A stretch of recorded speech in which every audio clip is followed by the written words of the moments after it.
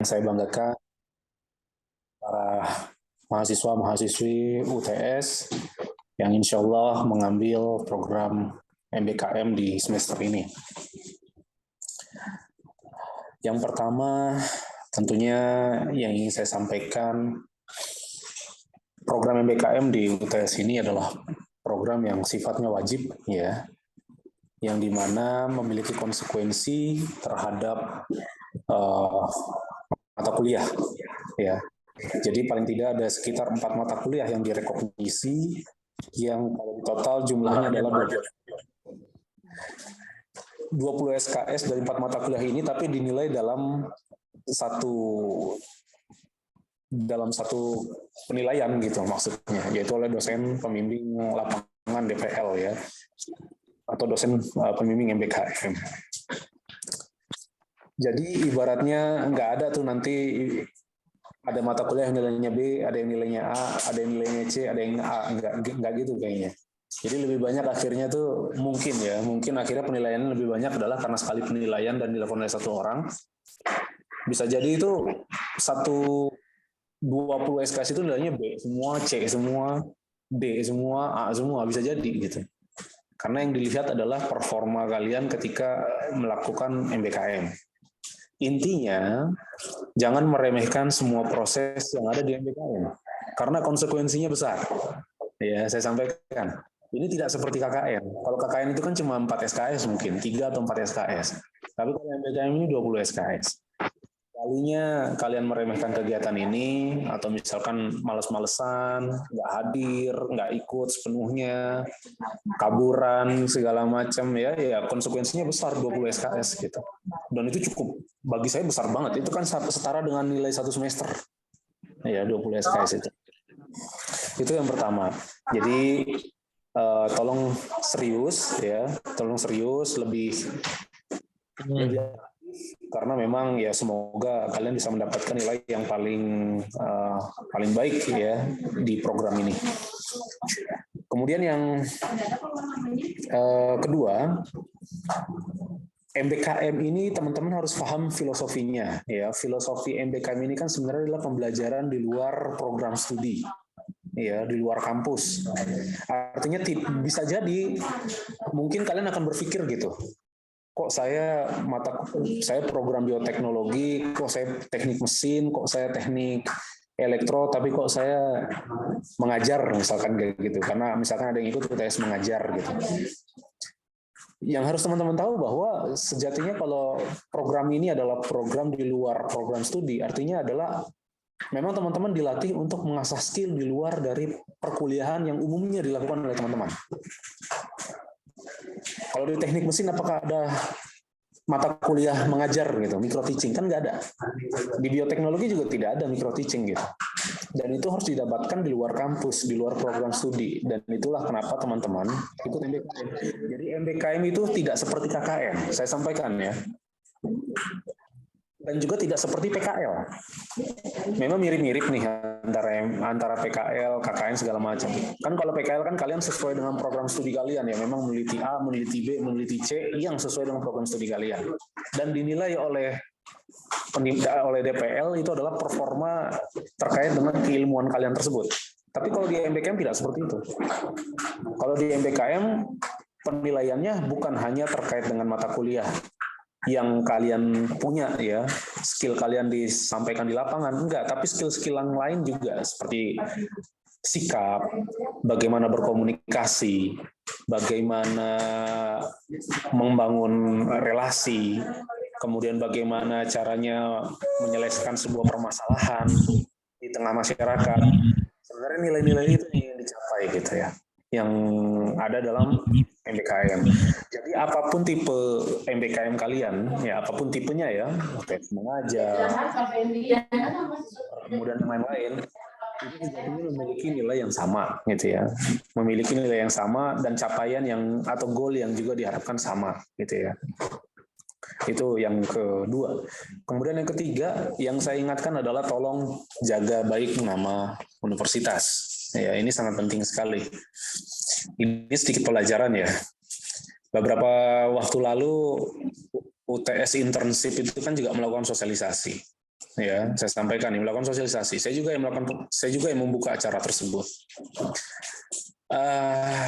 Saat itu sosialisasi kebetulan ada yang MSIB. MSIB ini kan programnya pemerintah gitu ya. Tiba-tiba dia nge-capture informasi mengenai MSIB yang di luar dari sepengetahuan kita, dia capture, dia kemudian masukkan ke grup MBKM MSIB nasional lah kayak gitu. Jadi ada sesuatu yang tidak suka, tidak ditanyakan ketika proses sosialisasi, tapi langsung di-share di grup yang sifatnya nasional gitu. Itu kan bahasanya benar-benar menjelek-jelekan nama universitas gitu. Jadi kalau misalkan ada yang tidak terang benderang gitu ya terkait dengan MBKM, ada yang tidak difahami segala macam, tolong dikomunikasikan ya dengan pengelola, DPL, dosen, dan yang lain-lainnya. Jangan disebar ke yang lain-lain gitu. Dan itu membuat nama universitas buruk sekali. Itu yang MSIB. Kalau seandainya memang ternyata ya walau alam ya, gara-gara laporan tersebut, sebenarnya bukan laporan sih, ya kayak pengen jelek-jelekin kampus aja lah kayak gitu. Kalau laporan itu kan resmi, kemudian kayak gini, ada protesnya, narasinya seperti ini, enggak. Hanya karena ingin jelek-jelekin kampus aja, jelek-jelekin UTS. Bisa jadi tahun depan MSIB itu di blacklist gitu. Kalau memang terbukti kita bermasalah, kita di blacklist. Kalau di kampus, di UTS kita nggak ada masalah, karena kan kita ada UTS internship. MSIB kan punya pemerintah. Itu bisa digaji itu 2,8 juta kalau tidak salah sebulan. Tapi karena ada satu orang, beberapa oknum lah saya bilang ya, yang jelek-jelekin kampus, dia kayak seakan-akan tuh merasa hebat, merasa bangga gitu ya, melakukan hal yang luar biasa, padahal efeknya adalah bisa jadi UTS diblokir dari MSIB. Ya tahun depan kita nggak usah ngirim orang akhirnya di MSIB. Simple sebenarnya. Makanya hal-hal yang seperti itu tuh tolong kalau misalkan ada hal-hal yang berkaitan dengan MBKM yang mungkin menurut teman-teman ada rasa yang kayaknya kayak nggak seperti ini deh, atau mungkin kayaknya perlu diluruskan nih, ya tolong disampaikan ketika proses sosialisasi. Kalaupun memang tidak dilakukan di proses sosialisasi, datangi pihak pengelola dan segala macam, itu cara terbaik. Kalau anak yang sudah kuliah pasti pahamlah hal-hal seperti itu. Ya, kalian dilatih untuk kritis, bukan jadi tukang gosip. Jadi intinya. Kemudian juga ketika kalian berada di lapang, baik itu UTS mengajar, promer, internship, dan yang lain-lainnya itu, ingat kalian berhadapan dengan masyarakat, ya, kalian berhadapan dengan masyarakat, dan jangan sekali-kali menganggap bahwa diri kalian lebih hebat, lebih pintar dari masyarakat. Itu yang berikutnya ya. Jadi jangan sampai seakan-akan kalian berasal dari universitas, maka kalian kayak seakan-akan inovasi kalian, ide gagasan kalian tuh harus dipaksakan dan diterima oleh masyarakat. Enggak juga. Harus dikomunikasikan dengan baik. Karena bagaimanapun masyarakat lebih paham tentang kondisi mereka di lapangan. Ya. Kalaupun ada ide bagus ternyata ditolak, ya sudah gitu. Pakai cara lain, komunikasikan lagi dengan cara yang baik. Kalaupun masih ditolak juga, ya enggak masalah gitu. Yang penting kalian sudah berusaha dan sudah berjuang. Ya, jangan sampai malah ribut dengan masyarakat di sekitar. Kemudian juga masyarakat itu punya nilai moral, norma-norma sosial yang mereka punya. Ya, jadi jangan sampai kalau kalian biasanya nyetel musik di kosan keras-keras gitu ya, ketika sudah di lapangan tabiat itu masih dibawa ke lapangan gitu. Sangka aja di kiri kanan kalian kan orang-orang tua, ada anak bayi, segala macam. Tiba-tiba kalian nyetel lagu, kayak seakan-akan kalian anak paling modern gitu ya. Padahal kalau dilihat ya semua rumah juga mungkin punya speaker gitu ya, punya radio, punya televisi gitu. Tapi karena pengen kelihatan keren, mahasiswa gitu, akhirnya seperti itu. Itu kan melanggar nilai-nilai norma sosial yang itu bisa berdampak buruk. Dan termasuk jaga tangan kalian dari tulisan-tulisan di media sosial ataupun video-video kalian di media sosial yang bisa jadi sangat mudah untuk viral. Saya berkaca salah satu universitas negeri ya di Nusa Tenggara Barat, kan ada salah satu mahasiswinya itu dipulangkan secara paksa oleh kampusnya, digerebek oleh masyarakat hanya gara-gara posting. Dia memang mungkin kesel ya, sekitar jam berapa malam gitu dipanggil ke kantor desa gitu ya untuk nemenin seseorang gitu di perangkat desa. Dan katanya harusnya mulai jam 2, ternyata mulainya jam 4 kan ya. Memang mungkin capek gitu ya, kesel gitu. Dan dia merasa cantik gitu ya. Sehingga akhirnya dia bilang, nih apakah kami disuruh datang ke sini gara-gara kami cantik? Emang di desa di situ nggak ada orang cantik? Hanya gara-gara itu masyarakat ribut, marah. Karena dianggap menghina desanya. Karena kenapa? Karena di desa tersebut tidak ada orang yang cantik gitu. Coba bayangkan ya, hanya karena itu akhirnya diusir. Ya saya nggak tahu nasibnya seperti apa terkait dengan proses MBKM-nya. Dan itu malu sekali. Masuk di semua berita, media sosial, Facebook, Instagram, kemudian juga di berita-berita nasional bahkan saya lihat online segala macam. Ya kalau kalian seperti itu silakan. Tapi saya harap jangan ya. Itu tindakan bodoh namanya. Kalau misalkan kesel, memang ini saya sampaikan dan saya titik beratkan bagi kalian yang generasi Z nih ya. Kalau kalian kesel, galau, marah, jangan langsung ditumpahkan di media sosial. Yang kayak kasus MSIB juga gitu kan, langsung diekspos di media sosial. Kesalahan-kesalahan seperti ini yang harus kita coba tanggulangi. Apalagi kalau kalian tiba-tiba nih, misalkan ada yang internship di kantor kejaksaan, misalkan tiba-tiba ada hal yang mungkin dia lihat kurang bagus, terus tiba-tiba diposting di Facebook. Dia bisa masuk jeruji besi kalian karena tindakan itu kan. Ada sesuatu hal yang sifatnya private, tidak boleh dibuka di perusahaan tersebut. Termasuk di sekolah, ada hal-hal yang tidak boleh dibuka gitu di sekolah. Kayak misalkan nilai. Tiba-tiba kalian nilai pekerjaannya anak-anak gitu, anak SD misalkan gitu, terus tiba-tiba kalian foto, kalian screenshot masukin ke Facebook. Terus buat caption, anak zaman sekarang kok bodoh-bodoh ya. Wah, itu bahaya itu. Karena di situ ada nama anaknya, ada nama sekolahnya. Kan gitu. Jadi tolong bagi yang punya penyakit narsisme, ya MBKM ini adalah proses yang tepat gitu untuk mengurangi narsisme itu, ya. Karena kita belajar dewasa lah dari program MBKM ini. Jadi ingat, jaga baik nama universitas, ya. Jaga baik nama universitas. Kalau ada masalah apa-apa, sampaikan di tempat yang seharusnya. Itu yang ingin saya sampaikan ya. Mungkin itu saja yang bisa saya sampaikan ya. Jadi hanya ingin mengingatkan sajalah. Yang pertama apa tadi? MBKM ini penting ya karena 20 SKS ya kan. Kemudian yang berikutnya ya berhati-hati dalam berinteraksi ya khususnya di media sosial dan segala macam. Kemudian tadi apa yang lainnya tadi? Yang kedua saya lupa lah ya pokoknya itu sudah.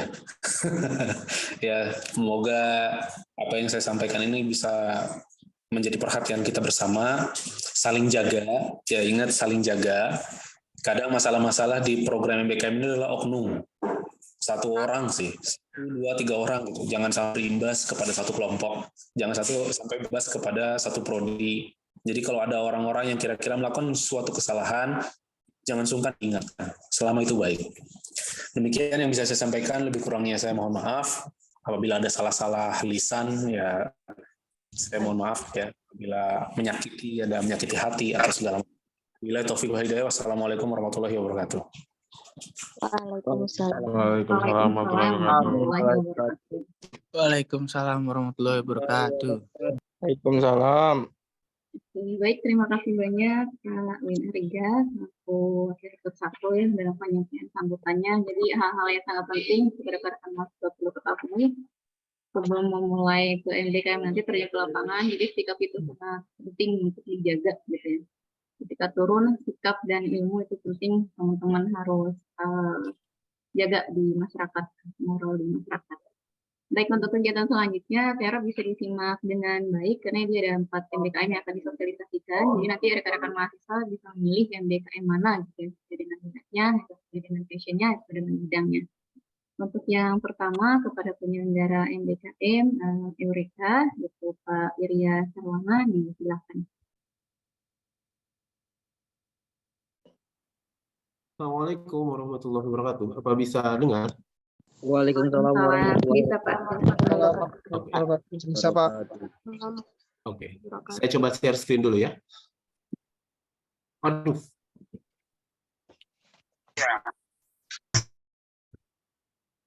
Hostnya Nora itu.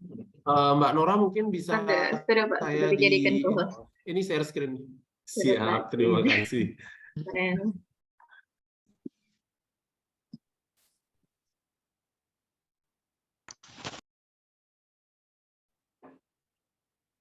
Oke.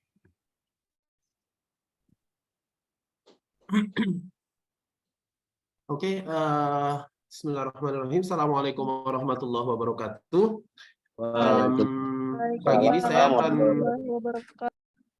terima kasih. Pagi ini saya akan menjelaskan mengenai program Eureka, yaitu program MBKM yang kaitannya dengan penelitian. Di sini saya sebagai Direktur Riset, Publikasi, dan Inovasi yang akan menjelaskan program Eureka tersebut. Yang pertama, mungkin teman-teman sekalian bisa lihat di sini, Eureka itu akronim dari eksistensi dan inovasi riset merdeka yang menjadi salah satu bagian dari program MBKM. Nah, Eureka UTS ini juga bisa jadi pilihan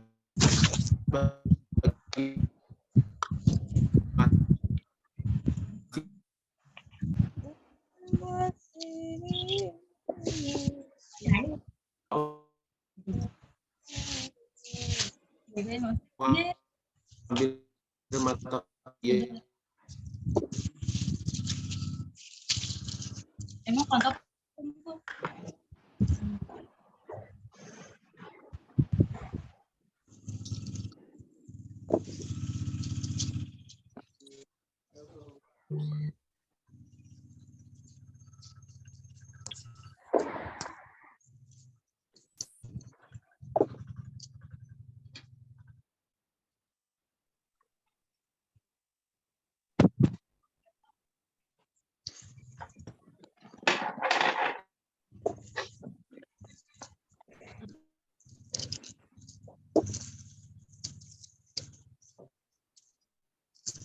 Tadi saya terhenti ininya, share screen-nya sebentar.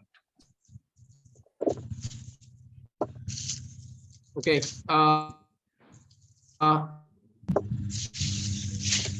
saya lanjutkan. Ini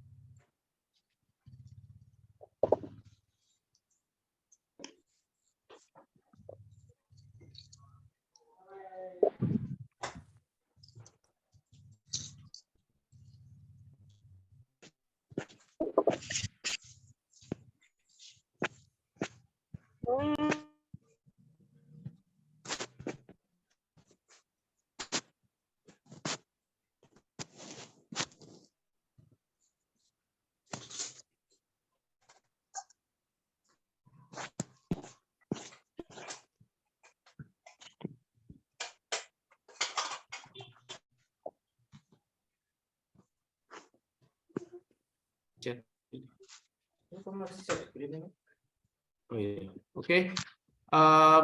Selanjutnya ini alur pendaftarannya.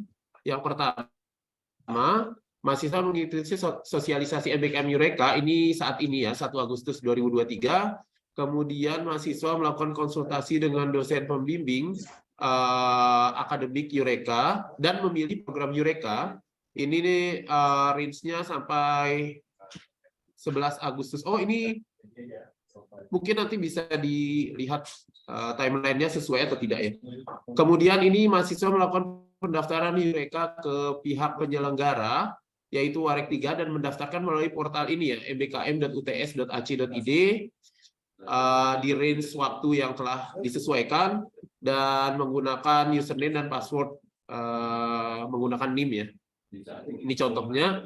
Kemudian ada alur pendaftarannya. Setelah itu mahasiswa melakukan pembayaran ke rekening UTS sebesar 450.000 dan mahasiswa melakukan konfirmasi pembayaran dengan mengupload bukti bayar pada portal MBKM, dan kemudian portal MBKM mahasiswa mengisi KRS MK rekognisi sesuai dengan yang diprogramkan, yaitu dari tanggal 17 sampai 4 September. 17 Agustus ini, mohon maaf ya, 17 Agustus sampai 4 September. Nah, kemudian mahasiswa melakukan KRS pada si akad dari tanggal 11 sampai 15 September. Kemudian yang perlu diperhatikan di sini, MK yang diisi pada portal MBKM itu harus sama dengan MK yang dipilih pada si akad.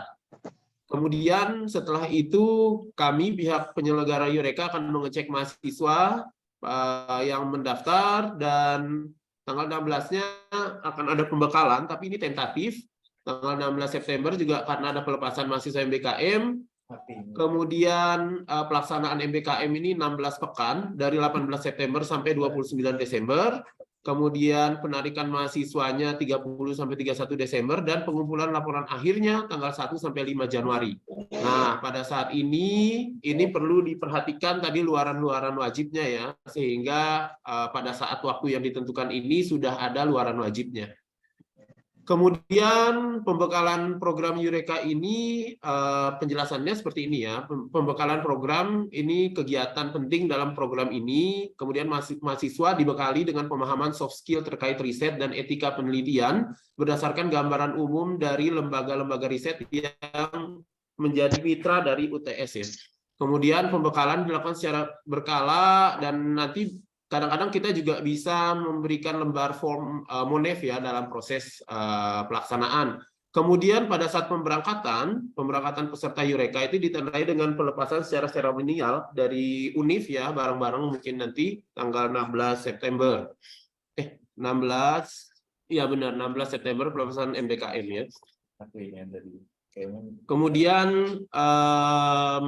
yang diikuti oleh seluruh peserta Eureka, Direktorat Riset, Inovasi, dan Publikasi memastikan koordinasi dengan penanggung-jawaban riset di lembaga tujuan, dan lembaga riset telah siap menerima mahasiswa dalam melaksanakan risetnya sesuai dengan arahan dan judul yang disepakati. Dan nanti pada saat penarikan, peserta Eureka yang telah menyelesaikan tugasnya dalam riset berkoordinasi dengan pembimbing riset di lembaga dan di UNIF ya, untuk proses penarikan kembali mahasiswa ke universitas. Selanjutnya, pelaporan akhir dan administrasi program akan diatur oleh Direktorat Riset, Publikasi, dan Inovasi. Kemudian ini program monitoring dan evaluasinya, ini untuk mengetahui apabila ada kesalahan atau penyimpangan. Biasanya kan kalau dalam riset tuh atau kegiatan-kegiatan kadang nggak sesuai ya, jadi mungkin perlu monitoring dan evaluasi dalam dilakukan perbaikan dengan cepat sesuai dengan sasaran dan tujuan yang telah ditetapkan. Nah, pemantauan ini kami lakukan secara berkala, baik dalam kegiatan perencanaan, pelaksanaan, evaluasi, maupun tindak lanjut program Eureka. Kemudian tim riset dan publikasi dan inovasi akan melakukan Monef secara online dan offline. Ini nanti sesuai kebutuhan dengan mengirimkan form Monef ke peserta Eureka dan lembaga tempat riset. Nah, sehingga nanti hasil Monef ini akan dianalisa untuk perbaikan program selanjutnya. Berikut komponen komponen bobot penilaian untuk program Eureka. Yang pertama, program pembekalan Eureka ini bobotnya 10, dan ini penilaiannya ada pembimbing dan tim risetnya. Kemudian yang kedua ada proposal riset dan pelaksanaan, ini bobotnya 30 paling besar karena proposal dan dilaksanakan kan. Ini nanti penilaiannya ada pembimbing risetnya. Kemudian setelah itu selesai nanti dia kan ada presentasi ya. Ini nanti bobotnya 20. Dan ada nanti setelah itu ada publikasi, ini juga bobotnya 20, dan laporan akhir bobotnya 20. Sehingga total bobotnya adalah 100. Dan ini adalah tabel konversi nilai akhir dengan interval 90 sampai 100 adalah A dan seterusnya. Oke. Dan ini secara umum bagaimana tadi syarat memperoleh nilai. Yang pertama mengikuti pembekalan, kemudian menyelesaikan proposal riset. Setelah proposal riset selesai, pelaksanaan, membuat laporan akhir riset, Kemudian selanjutnya membuat jurnal. Nah, ini bisa di atas yang ber-SSN ya. Nanti bisa ini akan didiskusikan dengan dosen pembimbing ya. Dan nanti dibuktikan dengan LOA atau Letter of Acceptance dari publikasi. Karena mungkin teman-teman sekalian tahu juga ya bahwa di kita di UTS ini ada syarat untuk mengikuti yudisium. Salah satunya adalah ada publikasi accepted atau yang publish ya, sehingga nanti ini perlu ditekankan ya. Kemudian yang selanjutnya, semua laporan program dan naskah publikasi dikumpulkan setelah selesai dalam bentuk soft file dan dikirim ke email warek3@uts.ac.id. Demikian, mungkin teman-teman sekalian ada yang ingin ditanyakan, apabila masih ada yang belum jelas, dipersilahkan. Atau saya kembalikan kepada Mbak Nora mungkin. Saya izin bertanya, Pak. Oh iya, silahkan sebutkan nama ya. Nama dan Mohon sebentar rekan-rekan semua untuk sesi tanya jawabnya. Nanti kita akan gabungkan setelah semua pemaparan dari tim MBKM disampaikan. Jadi nanti bisa disebutkan nama dari prodi mana dan ditujukan ke penyelenggara MBKM mana. Gitu ya rekan-rekan semuanya. Oke. Berarti nanti ya ini ya pertanyaannya. Baik, nanti biar lebih terstruktur nanti biar didengar sama pembahasannya. Siap. Oke. Baik, terima kasih banyak Pak Irya Sarwana atas pemaparan dari MBKM Eureka ya. Yang berikutnya adalah pemaparan dari MBKM.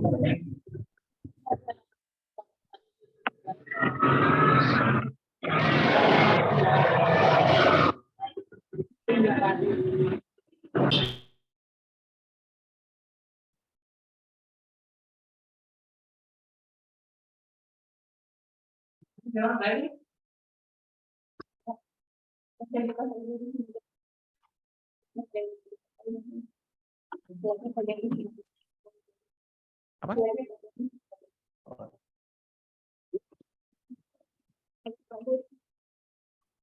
Baik, kepada Bapak Direktur Akademik, Bapak Aditya Ananda, disilakan. Oke, bismillahirrahmanirrahim. Assalamualaikum warahmatullahi wabarakatuh. Waalaikumsalam warahmatullahi wabarakatuh. Baik, terima kasih banyak Bu Nora. Waalaikumsalam warahmatullahi wabarakatuh. Kesempatannya, yang saya hormati Pak Wakil Rektor 1, Bapak Ibu Direktur dan Kasubdir, ada Pak Wirya, ada Bu Nora, kemudian Bapak Ibu Dekan dan Bapak Ibu Kaprodi, dan mahasiswa UTS. Baik, tadi sudah dipaparkan sama Pak Wirya terkait dengan skema Eureka gitu. Nah, sekarang kita akan masuk ke skema UTS Preneurship. Oke, jadi sebenarnya gini teman-teman, pembelajaran di luar kampus itu yang tadi disampaikan sama Pak Warek, itu kita punya 8 skema sebenarnya pembelajaran di luar kampus. Nah, 8 skema tadi itu salah satunya adalah kewirausahaan. Nah, kewirausahaan itu tadi sudah disampaikan ada yang program dari kementerian dan ada yang program dari internal kita. Nah, dari internal kita ini untuk yang kewirausahaan itu ada namanya Preneurship, UTS Preneurship. UTS Preneurship itu berada di bawah UTS Launchpad atau inkubasi bisnis gitu yang ada di UTS. Jadi nanti tujuannya adalah mahasiswa itu memang di dalam program studi itu memiliki banyak sekali berasal dari banyak sekali latar belakang. Kemudian tentunya dari banyaknya latar belakang itu punya ketertarikannya masing-masing gitu. Mungkin ada mahasiswa yang seperti Pak Wirya bilang tadi, ada mahasiswa yang sukanya meneliti, berarti kan dia bisa lari ke Eureka. Ada mahasiswa kemudian yang dia lebih senangnya wirausaha. Nah, bisa masuk ke UTS Preneurship, mahasiswanya ada yang senang kemudian melihat permasalahan di desa dan kira-kira apa yang kemudian bisa dikontribusikan, dia bisa masuk ke Promer.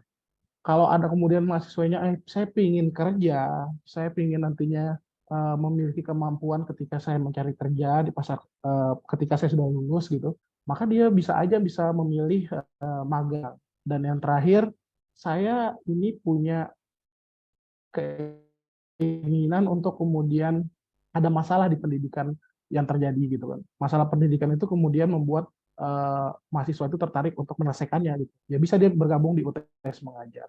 Nah, jadi ini sebenarnya masalah pilihan aja gitu. Mahasiswanya lebih senang kemana gitu. Dia lebih punya ketertarikan di mana. Dan di dalam kurikulum program studi sebenarnya sudah diberikan, tentunya disesuaikan. Bisa aja nanti program studinya memang mencetak wirausaha, berarti bisa ngambil ke UTS Preneurship ini. Gitu. Sehingga nanti tugas kami di kampus itu adalah menyediakan beberapa opsi dari 8 opsi pembelajaran di luar kampus yang sehingga mahasiswa itu punya beragam pilihan gitu. Karena kalau berangkat dari yang ditawarkan oleh kementerian, itu pertama itu untuk seluruh masyarakat Indonesia. Artinya jumlahnya besar. Kemudian ada kuota di sana. Artinya sangat kompetitif sekali mahasiswa untuk bisa merasakan pembelajaran di luar kampus kalau kita hanya berdasarkan kepada kementerian.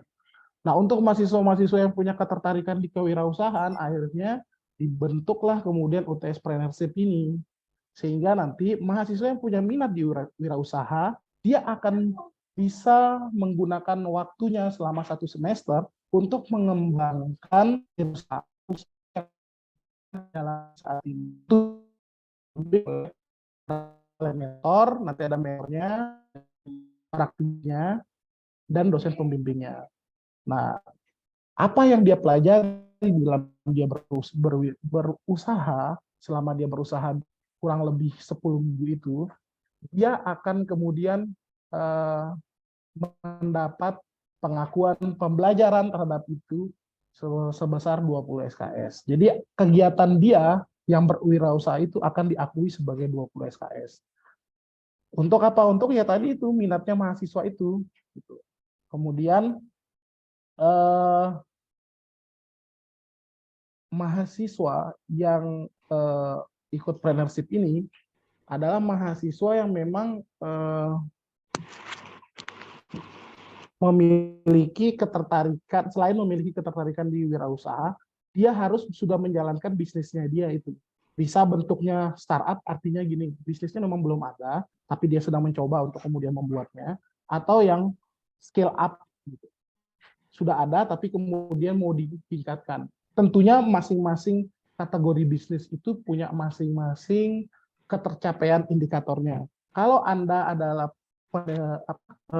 perusahaan baru, maka akan dilihat nanti bagaimana omset penjualannya meningkat apa tidak. Gitu. Itu ketercapaian, salah satu ketercapaian indikatornya. Kalau kemudian itu adalah usaha yang sudah berjalan kemudian diperbesar, gitu, maka dilihat di sini apakah kemudian SDM yang dipunya itu terjadi peningkatan apa tidak. Bukan hanya di omset penjualan sebenarnya yang dilihat, tapi juga dari SDM yang dipekerjakan. Nah, itu gambaran ke depannya yang akan dilakukan di UTS Preneurship. Bisa di mute dulu yang. Oke, baik, saya akan sampaikan indikator penilaiannya. Maka kemudian indikator yang dinilai di situ tentunya yang pertama, mahasiswa itu harus punya rencana bisnis atau target. Entrepreneurship ini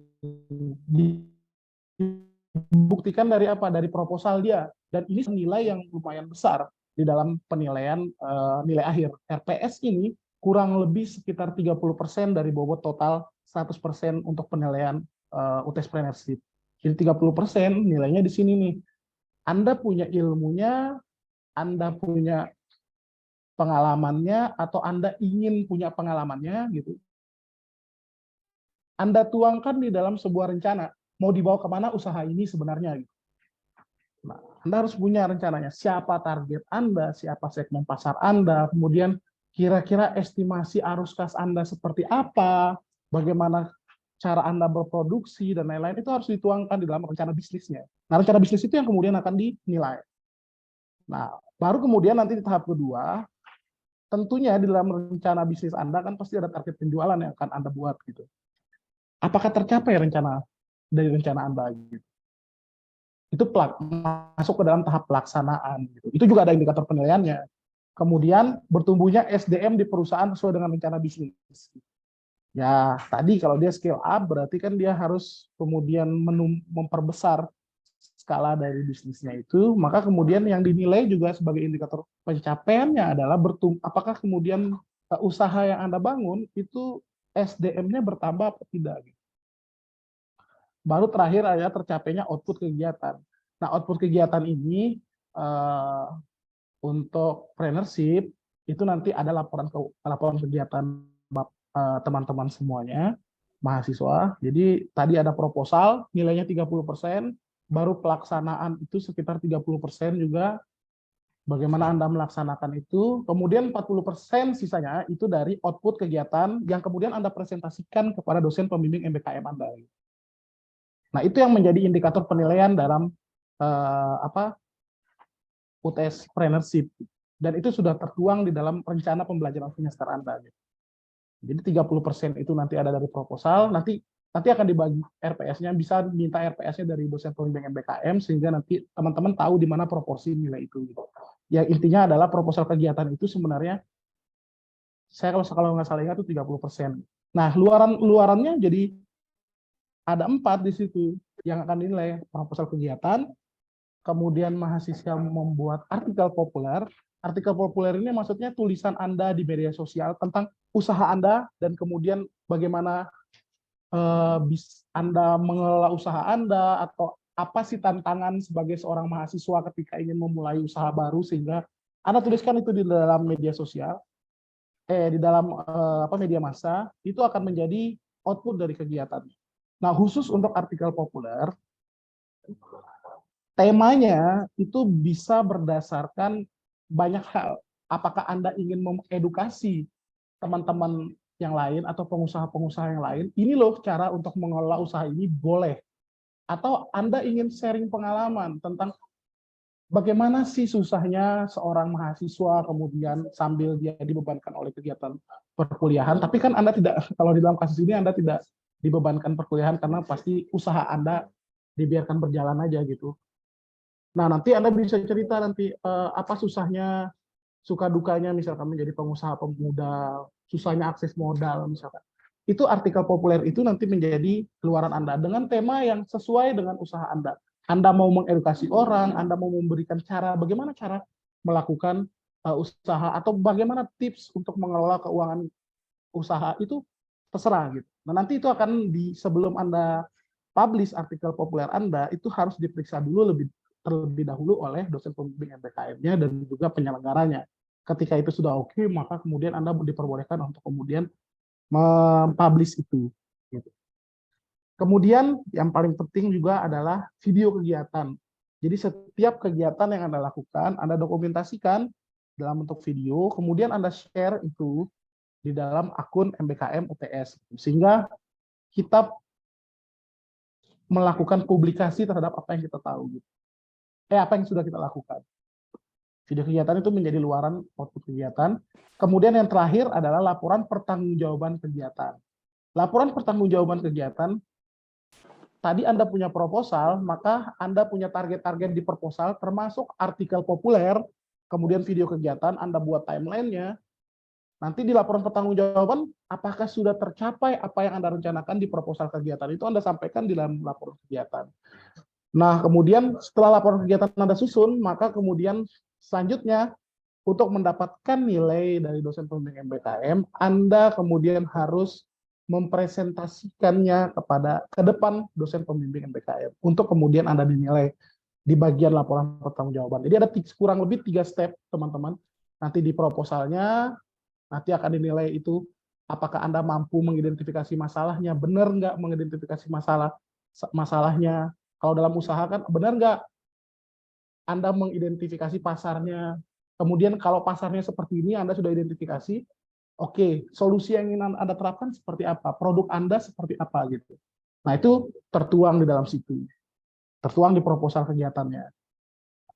Sekali lagi saya ingatkan, Anda punya dosen pembimbing MBKM nantinya.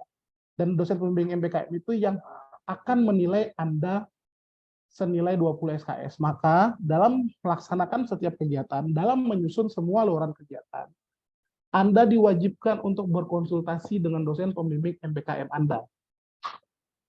Dosen pembimbing MBKM ini harus tahu setiap step yang terjadi di dalam usaha yang Anda sedang lakukan.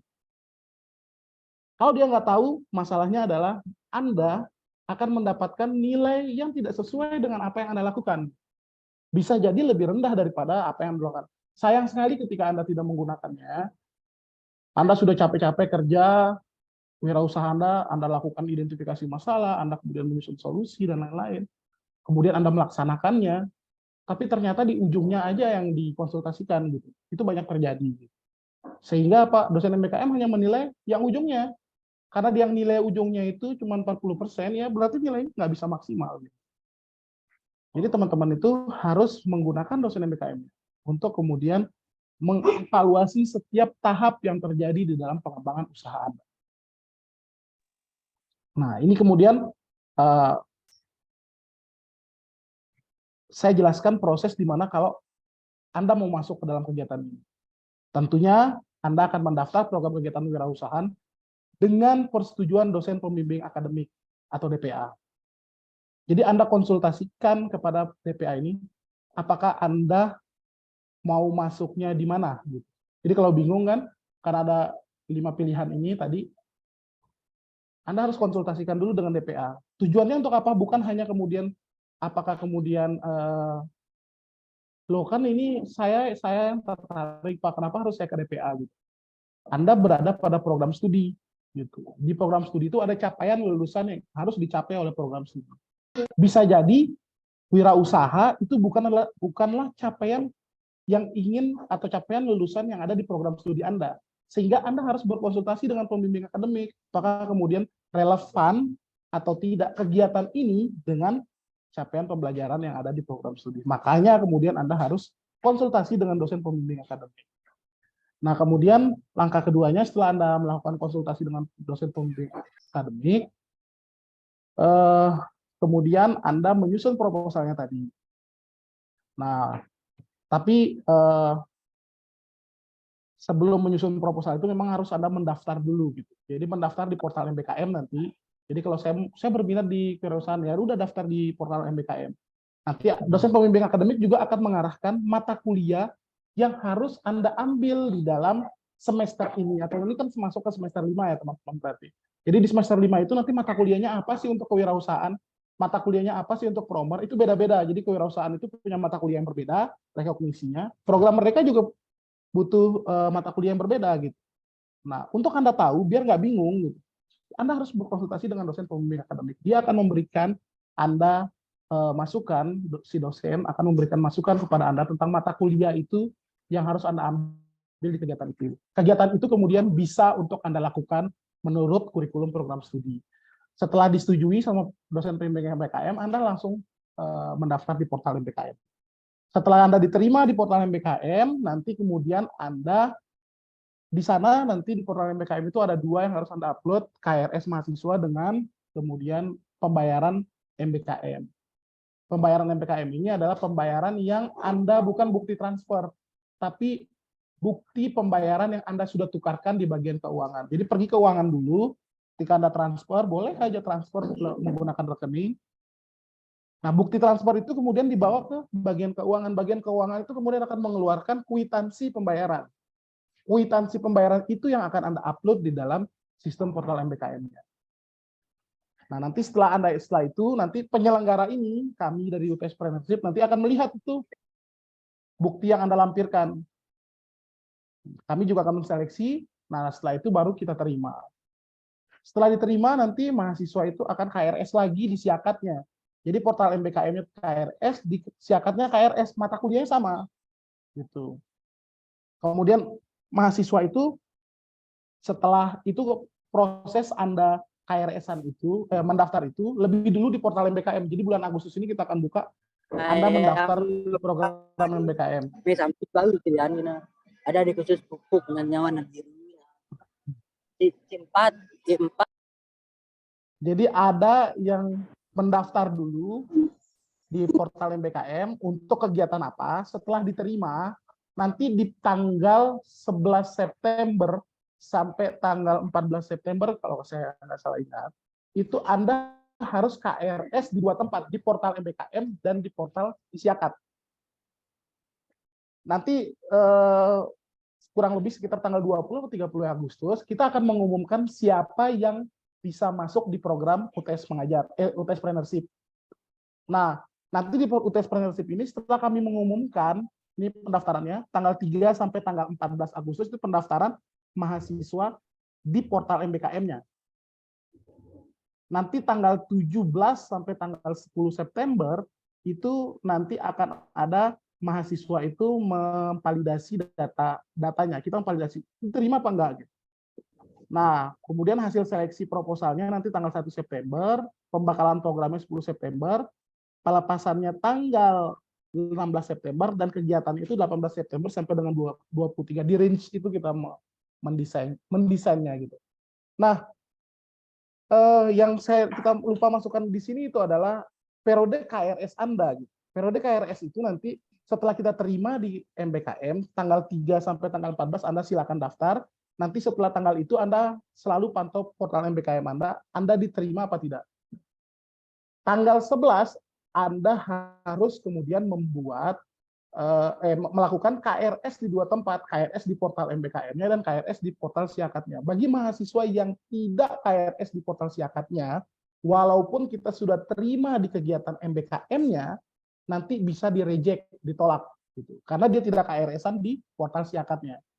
Tidak ada mahasiswa yang mengikuti MBKM yang tidak KRS-an di Siakat. Jadi sama sekali tidak boleh bagi mahasiswa melakukan kegiatan MBKM, tapi dia tidak meng-KRS-kan di Siakat. Karena kalau dia tidak meng-KRS-kan di Siakat, dia tidak akan mendapatkan nilai. Nah, gitu. Jadi clear. Jadi teman-teman harus KRS di 2 tempat. Nah, nanti timeline pembekalannya seperti ini. Kita akan pengajuan proposal. Mahasiswa itu kan sekarang Anda daftar, berarti nanti sekitar tanggal 15 sampai sebelum tanggal 18 itu nanti Anda bisa tahu kira-kira Anda diterima apa enggak di program yang Anda daftar itu. Kalau bagaimana pertanyaannya kalau enggak diterima, Anda bisa pilih yang lain gitu. Di program yang lain, misalkan Promer, bisa UTS mengajar gitu. Nah, nanti proposalnya setelah Anda diterima, Anda sudah bisa membuat proposal Anda, proposal kegiatan Anda. Setelah itu nanti Anda bisa kemudian melakukan mengikuti pembekalan programnya. Kita melakukan pelepasan itu tanggal 16 September. Baru kegiatan itu tanggal 18 September. Nah, yang satu yang saya sampaikan lagi nanti kegiatan Anda, luaran kegiatan Anda akan ditampilkan di Expo MBKM. Jadi Expo MBKM ini bukan hanya untuk satu program saja, misalkan Promer, tapi untuk semua program. Penelitian juga seperti itu, kewirausahaan juga seperti itu. Sehingga nanti pengumpulan output kegiatannya itu tanggal 1 sampai tanggal 2 Januari 2024. Itu teman-teman kurang lebih dari UTS Preneurship. Nanti kegiatan-kegiatannya, ini Instagram MBKM UTS, jadi video dokumentasi yang Anda buat, itu nanti di-upload ke dalam MBKM UTS. Nanti kita akan share itu. Jadi ini bentuk sebenarnya, kalau teman-teman nanya, ngapain harus buat video pembelajaran? Ini adalah bentuk, karena Anda dapat 20 SKS, berarti Anda harus ada bukti, Anda melaksanakannya apa tidak. Maka bukti video dokumentasi itu adalah bukti yang termasuk ke dalam pembuktian bahwa kalau Anda masuk ke dalam kelas kan ada absensi di dalam kelas. Nah, ini salah satu kayak bentuk absensinya gitu. Jadi video dokumentasi itu adalah menjadi bukti bahwa Anda melaksanakan kegiatan itu per pekan, per minggu, per hari gitu. Terus Anda melakukan itu. Nah, itu harus Anda buat video dokumentasi. Selanjutnya mungkin itu saja yang saya sampaikan dengan Preneurship. Saya kembalikan ke Bu Nora. Baik, terima kasih banyak Pak Aditya Ananda, kita selaku Direktur Akademik Pusat Teknologi Sumbawa atas pemaparan dari MBKM UTS Preneurship. Baik rekan-rekan semua, jika ada pertanyaan nanti bisa dicatat terlebih dahulu. Sekarang kita akan lanjut ke sosialisasi MBKM untuk yang ketiga, yaitu UTS mengajar.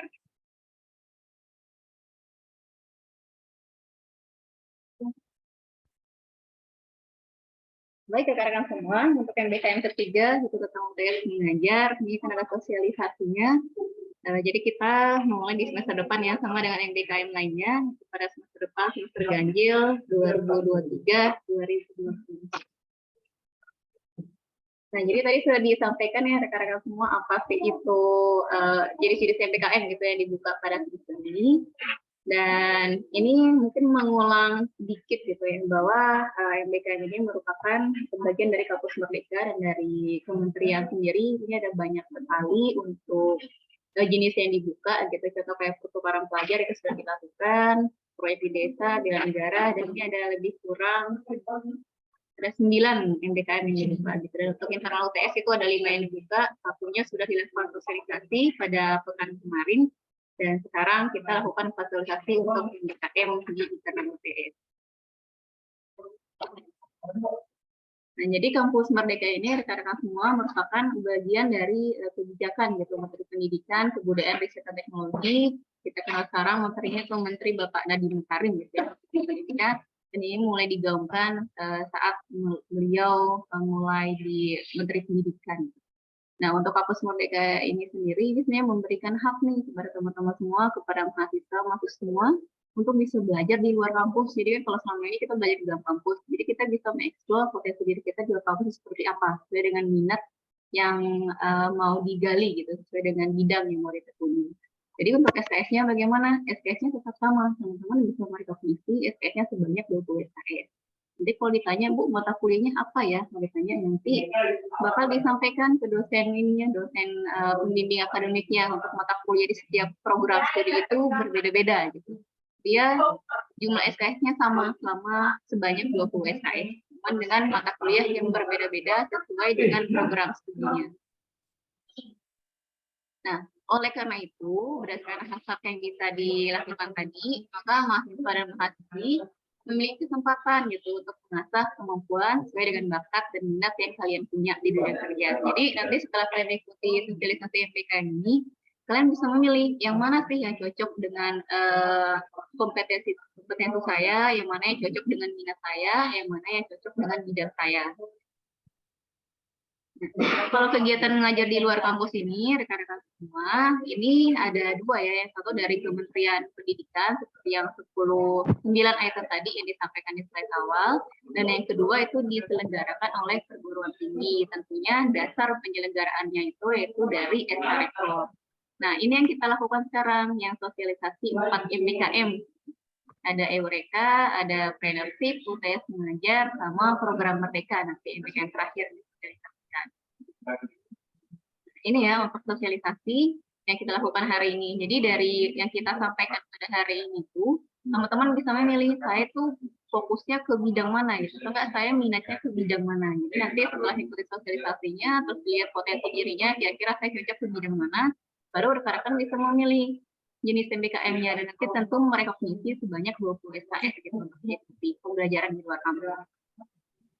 Alurnya bagaimana? Nah, ini karena kita kampus ini ya, Pusat Teknologi Sumbawa, salah satu informasi yang bisa kita dapat itu teman-teman bisa memfollow akun MBKM UTS. Jadi di sana sudah tersedia semua jenis MBKM-nya, jadi bisa dipilih untuk melihat timeline-nya. Seperti yang disampaikan pada MBKM Teknopreneur tadi, untuk alurnya sama gitu, serentak alurnya sama. Mungkin ada beberapa perbedaan kecil saja untuk teknisnya.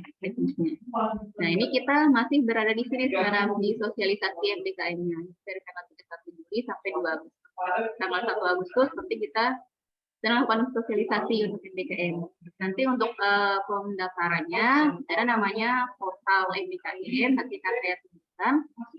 Dan setiap MBKM juga sudah memiliki grup WA masing-masing. Kalau misalkan dirasa sosialisasi penyampainya ada yang kurang atau karena waktunya kurang banyak, itu nanti juga bisa ditanyakan masing-masing grup WA-nya. Lebih kurang begini rekan-rekan semua untuk timeline pendaftaran MBKM-nya mirip dengan yang disampaikan Bu MBKM sebelumnya, karena ini alurnya dari awal sampai akhir itu serentak. Nah, untuk alur pendaftarannya sendiri, teman-teman kalau misalkan asing gitu, apa sih itu portal MBKM, nanti bisa dicari di browsernya, di laptop, atau enggak di HP-nya dengan membuka mbkm.uts.ac.id. Ini teman-teman nggak usah mendaftar kayak apa Bu, password saya, username saya, itu nggak usah pusing gitu mikirnya. Jadi bisa dicari aja nanti sesuai dengan NIM-nya kalian gitu, tanpa ada tanda titik, tanpa ada spasi, tanpa ada karakter khusus. Jadi kadang-kadang bisa memasukkan username-nya apa, password apa gitu, sesuai dengan NIM yang ada di sini. Nah, ini penting teman-teman perlu ketahui bahwa KRS di portal MBKM dan siasat itu harus sama. Jika ada 5 mata kuliah yang dipilih pada portal MBKM, maka di siasatnya juga harus 5. Dan nama mata kuliah tidak boleh berbeda. Karena ini sinkron gitu. Kalau misalkan nama mata kuliah berbeda, nanti ini nggak dapat salah satu nilainya, kan sayang. Yang harusnya bisa dapat 20 SKS, jadi berkurang. Lalu bagaimana tahapannya Bu agar saya bisa melanjutkan mendaftar? Kenapa sudah memiliki akun di sini, nanti tinggal dibuka ya. Nanti akan saya kirimkan untuk manual booknya, nanti saya bagi link drive-nya, gitu. Bisa dibaca-baca di sana.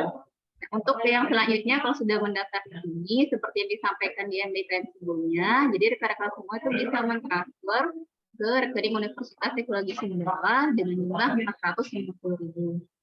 Pastikan rekeningnya ini ya, tidak boleh berbeda gitu. Rekeningnya dengan nominal 450.000. Kalau sudah mentransfer, maka nanti ditukar di bagian keuangan. Ditukar dengan kwitansi di bagian keuangan. Kalau teman-teman sudah mendapat kwitansinya, maka nanti untuk proses MBKM-nya, teman-teman bisa masuk nih di KRS-nya lagi. Tentu kalau KRS kan ada ini ya, ada mengisi bertanda tangan dosen PA gitu ya. Nah, jadi nanti teman-teman tanda tangan sama dosen PA-nya. Baru upload di KRS. Pastikan nanti semua berkasnya lengkap, karena kalau tidak lengkap, terus kuotanya, ini kan kuotanya terbatas ya untuk setiap MBKM. Teman-teman harus mengumpulkan berkas yang lengkap, program mata kuliah yang sesuai antara portal dengan siasat agar datanya sinkron, gitu ya. Nah, yang selanjutnya kalau sudah KRS di sini, maka bisa melakukan seperti biasa nih KRS yang sekarang sudah sering lakukan di portal UTS, lakukan seperti biasanya. Dan sekali lagi tolong dipastikan nama mata kuliahnya harus sama ya, nggak boleh berbeda. Jumlah SKS-nya juga harus sama, karena ini sinkron ya datanya. Kalau misalkan berbeda, maka nanti ada salah satu nilai yang nggak bisa kedetek gitu. Berarti kan berkurang jumlah SKS-nya. Yang harusnya dapat 20 SKS, jadi berkurang ke 15 atau 14. Jadi dipastikan itu portal MBKM sama siasatnya sama. Nah, untuk yang berikutnya, karena ini yang UTS mengajar ya, jadi saya akan merincikan sedikit apa sih itu UTS mengajar gitu ya. Jadi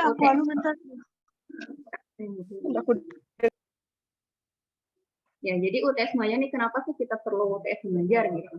Jadi kalau selama ini kita kan kuliah ya, kita kuliah mendengarkan, kita menjadi pesertanya. Dan kali ini kita coba eksplor diri kita di UTS mengajar. UTS mengajar ini perannya bukan hanya rekan-rekan mahasiswa aja, jadi perannya juga dari sekolah yang menjadi tujuannya.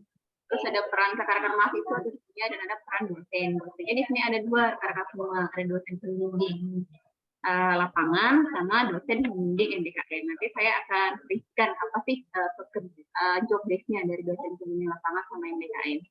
Itu ada peran internal sekolah.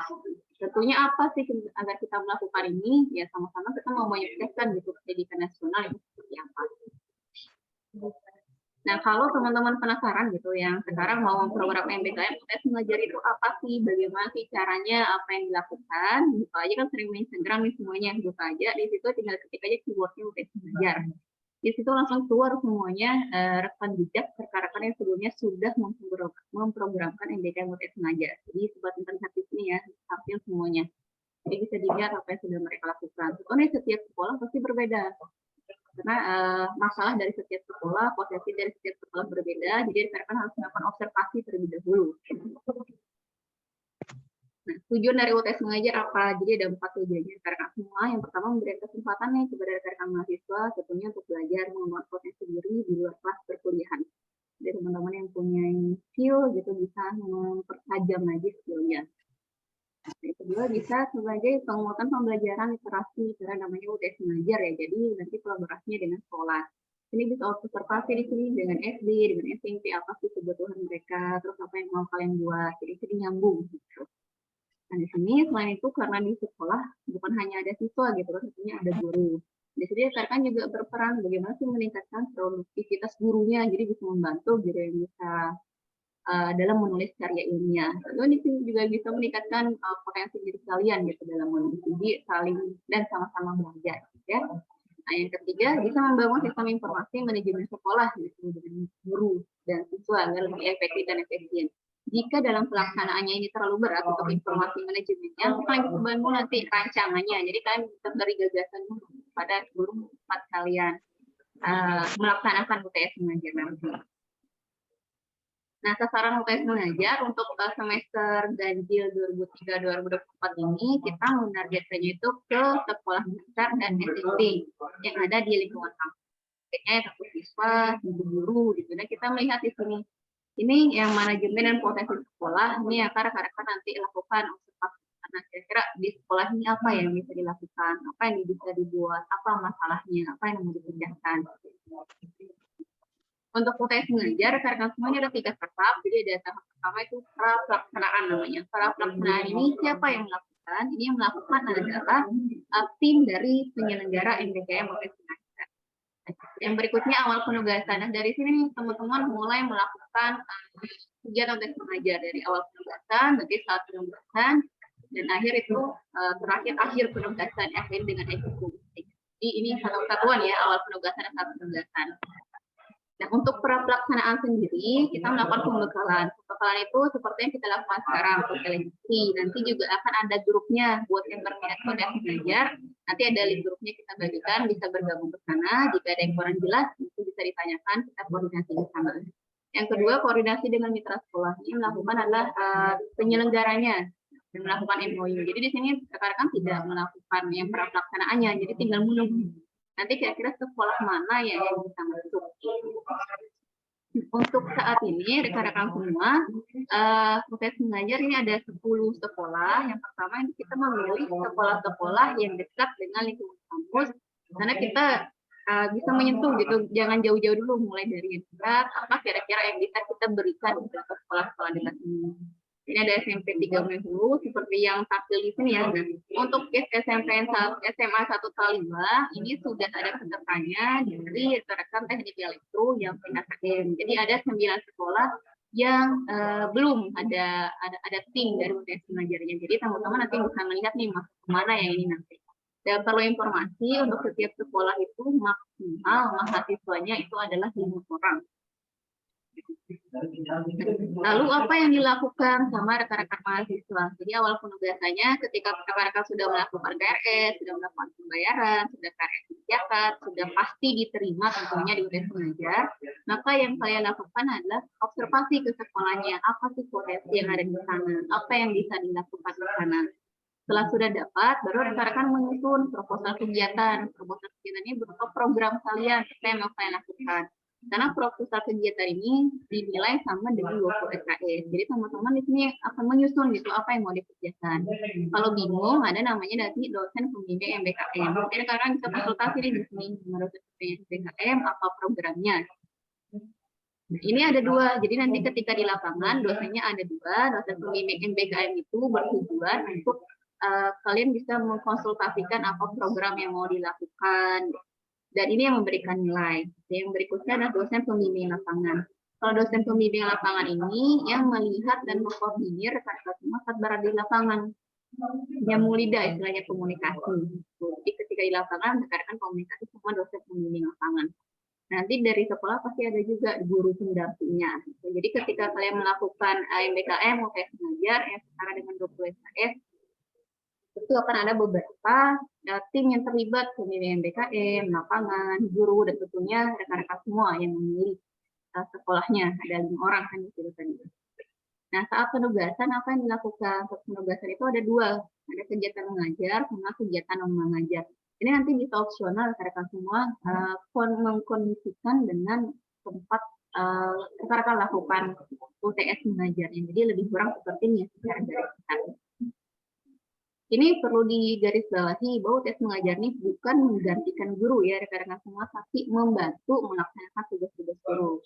Jadi bukan menggantikan kalian semua yang melakukan itu tidak bisa ya. Jadi kalian di sini membantu apa sih yang bisa dikembangkan di sana, potensi apa yang bisa digali di sana, terus sesuai dengan kompetensi rekan-rekan semua juga.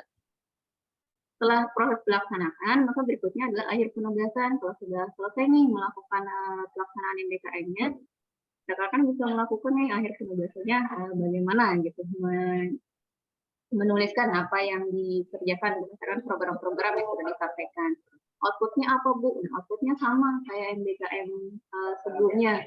Jadi rata-rata untuk output MBKM semester belanja 2003-2024 ini itu ada artikel populer. Artikel populer ini bisa ditulis gitu ya di media massa. Jadi apa isinya? Jadi kondisional gitu sesuai dengan tempat kalian melakukan MBKM-nya. Apa yang dimiliki di sana, apa yang bisa disajikan gitu dalam sebuah artikel.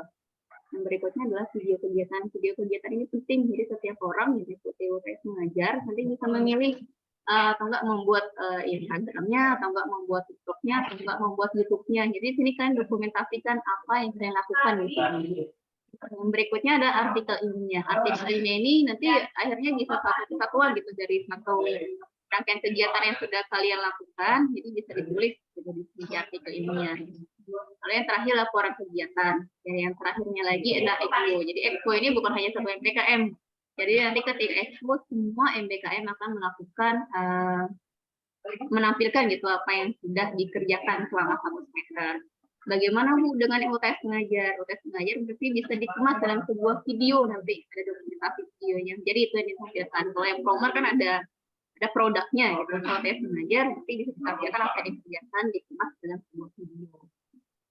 Nah ini rambu-rambu yang perlu rekan-rekan perhatikan dan ini penting ya. Ketika aktivitas pembelajaran ini tidak menggantikan guru, rekan-rekan semuanya perlu diingat tidak menggantikan guru, namun memperkaya apa sih strategi yang bisa dilakukan bagi siswa, gitu, membantu guru, jadi bukan menggantikan. Jadi untuk aktivitas mahasiswanya lebih bersifat penguatan kompetensi peserta didik. Ini ditujukan untuk membangun ya komunitas belajar di sekolah mitra. Nah yang terakhir, rekan-rekan semua, untuk informasi lebih detail bagi yang berminat gabung di UTS Belajar nanti bisa bergabung melalui WhatsApp grup ini ya. Jadi bisa kalau misalkan di sini Bu saya tadi kurang jelas sosialisasinya, jadi bisa ditanyakan dan bergabung di grup WA-nya. PHD Pizza Hut. Baik, gitu ya rekan-rekan semua untuk UTS Belajar. Kalau ada yang ditanyakan nanti bisa ditulis terlebih dahulu. Pizza Hut delivery. Sesi tanya jawab. Ya. Baik, di sini rekan-rekan ada 257 ya. Untuk selanjutnya yaitu saya persilakan kepada penyelenggara MBKM program Merdeka kepada Pak Doni, silakan.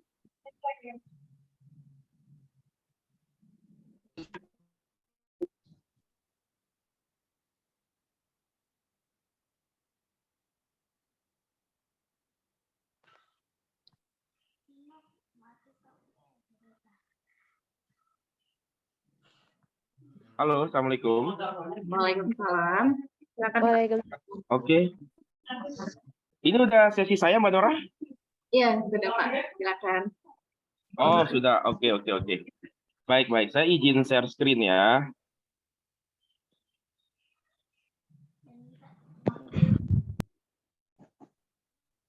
Baru bisa dijadiin host nggak? Oh, sudah Pak. bisa ya. Sudah. Sip.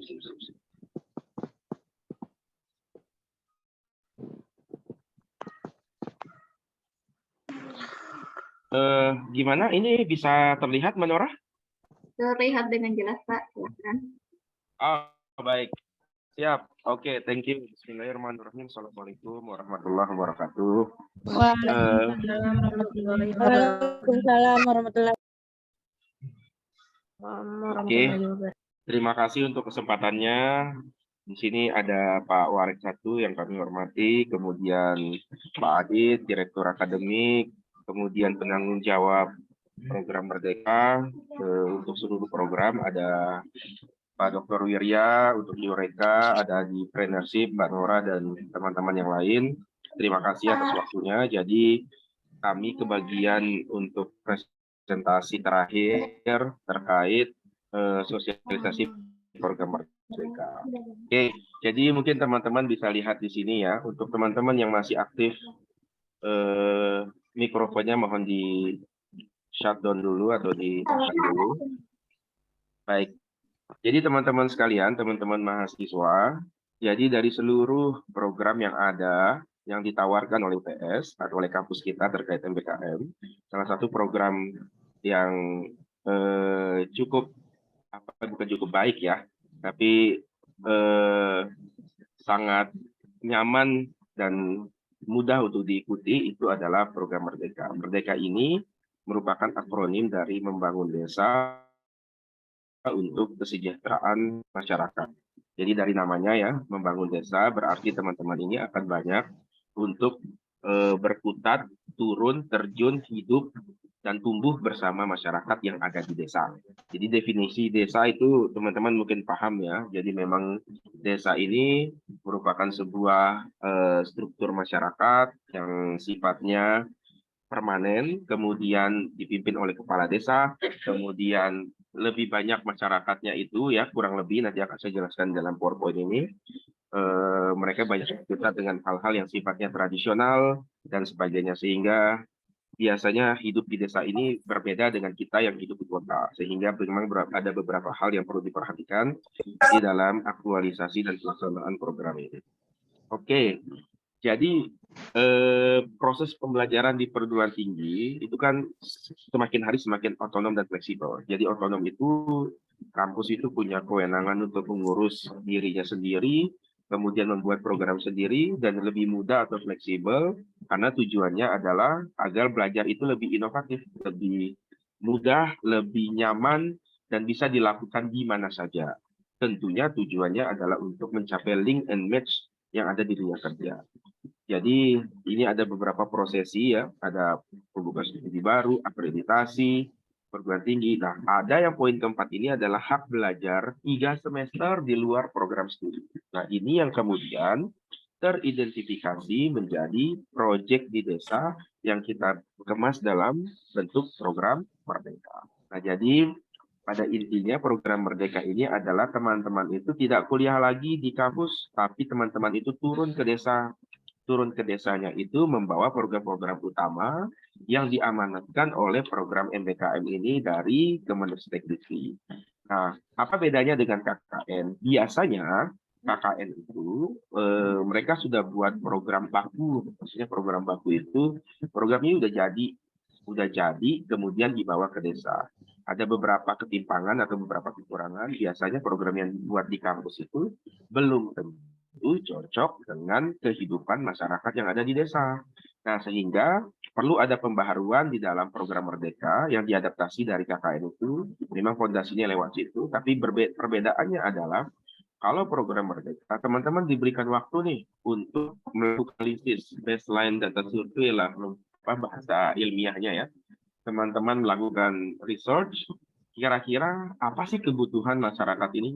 Apa sih yang diinginkan, program apa sih yang cocok, baru nanti pada saat teman-teman sudah membuat garis besar kebutuhan masyarakat yang ada di desa, disesuaikanlah dengan program-program yang diamanahkan oleh Kemendikbudristek melalui MBKM tersebut. Dicocokkan, oh ternyata di desa ini cocoknya dibuat program ini, oh ternyata di desa ini karena banyak lokasi wisata, maka cocoknya ini dibuat sebagai desa wisata.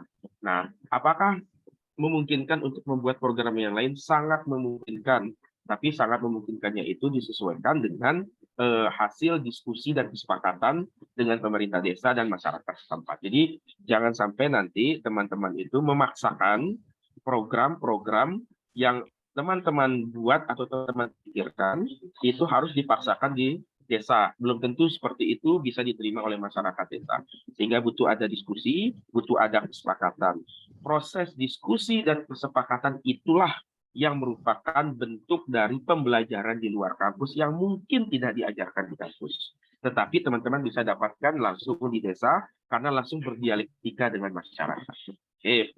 Nah, jadi kenapa desa ini menjadi penting? Karena banyak sekali ada potensi lokal yang bisa kita lihat sumber daya alamnya banyak, kemudian sumber hayatinya banyak, cuma masalahnya belum ada pengelolaan atau inovasi yang cukup dan cakap dalam optimalisasi potensi. Contoh misal di beberapa promer sebelumnya, ya kalau tidak salah promer batch 6 ya, ini kan kita sudah batch 7, itu di Desa Re, di sana itu potensi sumber daya alam pertaniannya sangat melimpah. Masalahnya banyak, salah satunya adalah petani tidak bisa mempertahankan lahannya dari serangan hama-hama atau dari burung-burung pemakan bulir-bulir padi. Nah, oleh mahasiswa UTS yang melakukan promer di sana bersama masyarakat, mereka bahu-membahu bekerja sama membuat alat pengusir burung berbahan berbahan sumber tenaga matahari atau dari solar cell, dan itu sangat bermanfaat sekali untuk masyarakat. Nah, tidak menutup kemungkinan dalam promo-promo berikutnya ada alat-alat baru yang diciptakan, ada inovasi-inovasi baru yang diciptakan. Tidak perlu besar, wah luar biasa, tetapi hal-hal kecil itu sudah bisa memainkan perannya penting sebagai penggerak roda kemajuan masyarakat di desa. Perlu kita lihat lagi di desa itu SDM-nya banyak, ya banyak sebenarnya tenaga-tenaga berkualitas yang bisa dimanfaatkan. Cuma masalahnya memang belum ada pendampingan di sana. Perlu kita lihat juga ada dana desa yang memiliki yang cukup besar ya, dana desa ini ada dana desa namanya DD, ada namanya alokasi dana desa, ada ADD. Nah, itu butuh alokasi khusus dan fokus dalam pelaksanaannya. Ada juga BUMDes, dan ada masih banyak hal yang bisa dilaksanakan di desa yang memang butuh perhatian teman-teman mahasiswa khususnya yang nantinya akan turun atau mengikuti program ini. Nah, kemudian secara gambaran umum ya, ini secara umum nih, paling tidak ada beberapa segmen atau sektor di desa yang bisa menjadi fokus kita. Ada sektor kehutanan, ada sektor peternakan pertanian, ada sektor perikanan dan kelautan. Nah, nanti bisa teman-teman lihat kira-kira di desa yang dituju itu sektor apa yang paling dominan dan apa yang bisa dilakukan. Dicocokkan dengan luaran-luaran yang teman-teman sesuaikan nanti dengan kebutuhan masyarakat yang ada di desa. Oke, nah tujuan dan manfaat dari desa binaan kita itu adalah sebenarnya bisa dilihat ya dari poin 1, 2, 3, 4, sampai 5 itu ya. Jadi mahasiswa ini bisa mendapatkan pengalaman baru ya. Pengalaman yang mungkin teman-teman tidak dapatkan di bangku kuliah. Karena memang mahasiswa kita tidak hanya berasal dari Sumbawa kan, jadi mahasiswa kita berasal dari seluruh Nusantara, yang mungkin pengalamannya di desa, di kampung halamannya, itu berbeda dengan pengalamannya di desa yang ada di Sumbawa. Nah, ini adalah pengalaman yang mungkin tidak bisa teman-teman dapatkan lagi, kecuali dalam program-program yang dihadirkan seperti program Merdeka ini. Sehingga ini sangat menarik sekali. Dulu waktu kita kuliah, waktu era-era teman-teman dosen-dosen ini yang kuliah, ini nggak ada program seperti ini. Adanya KKN, dan itu juga tidak terlalu lama, paling cuma sebulan pada saat itu ya. Sehingga tidak menunjang dan tidak maksimal kita rasakan bagaimana kita hidup dengan masyarakat yang ada di desa. Nah, tapi dengan ada program Merdeka saat ini, teman-teman diberi leluasaan untuk tidak kuliah 1 semester di kampus. Nggak ketemu kampus lah 1 semester, bahasa kasarnya itu ya. Tapi teman-teman turun di desa, tinggal di desa, hidup di desa, bercengkrama dengan orang di desa, melihat masalah-masalah di desa, dan mencari solusi terhadap masalah-masalah yang ada di desa. Nah, ini yang nantinya teman-teman bisa manfaatkan momen-momen seperti ini. Kemudian ada dosen dan tenaga pendidik ya. Dosen-dosen kita, alhamdulillah kita punya 31 prodi, dosen-dosennya sangat mumpuni sesuai dengan bidang keilmuannya masing-masing, yang bahkan mungkin keilmuan teman-teman dosen ini tidak ditemukan di kampus-kampus yang lain karena memang